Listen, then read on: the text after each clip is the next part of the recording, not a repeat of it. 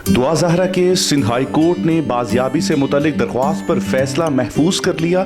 Sindh high court ने दुआ ज़हरा की बाजियाबी की दरख्वास्त पर समाअत मुकम्मल करके फैसला महफूज कर लिया है, जो आज ही सुनाया जाएगा। सिंध पुलिस ने दुआ ज़हरा के दावेदार शोहर ज़हीर अहमद को अदालत में पेश किया, जहां जस्टिस इकबाल की सरबराही में 2 रुकनी बेंच ने दरख्वास्त पर समाअत की। दौरान समाअत जस्टिस इकबाल ने रिमार्क्स दिए कि लड़की को हर सूरत कराची लाना है, जुर्म कराची में हुआ है तो केस की समाअत भी कराची में होगी।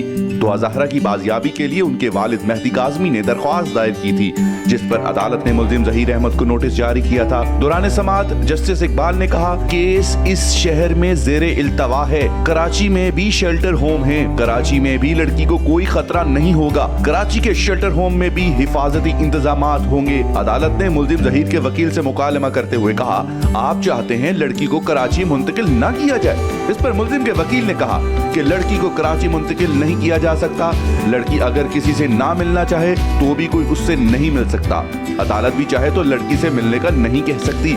वकील के दलाइल पर अदालत ने कहा कि लड़की काम उम्र साबित हो चुकी है, इनके बयान की कोई अहमियत नहीं, हम लड़की की हवालगी वालिदैन के हवाले करने का हुक्म नहीं दे रहे। जस्टिस मोहम्मद इकबाल ने इस्तफसार किया कि लड़की इस वक्त दारुल अमान में है, जिस पर वकील दरख्वास्त गुजार ने जवाब दिया कि जी दुआ इस वक्त लाहौर के शेल्टर होम में है। इस मौके पर मुल्जिम ज़हीर के वकील ने अदालत को बताया कि मुल्जिम ज़हीर के बैंक अकाउंट्स और शनाख्ती कार्ड्स ब्लॉक कर दिए गए हैं, जिस पर अदालत ने इस्तफसार किया कि कितने अकाउंट्स मुंजमद किए गए हैं। मुल्जिम के वकील का कहना था कि ज़हीर और उनके भाइयों के 4 बैंक अकाउंट्स मुंजमद किए गए हैं, जिन्हें खोला जाए, जिस पर अदालत ने मुल्जिम ज़हीर के वकील को हदायत की कि अकाउंट्स खोलने के लिए अलग से दरख्वास्त दायर करें।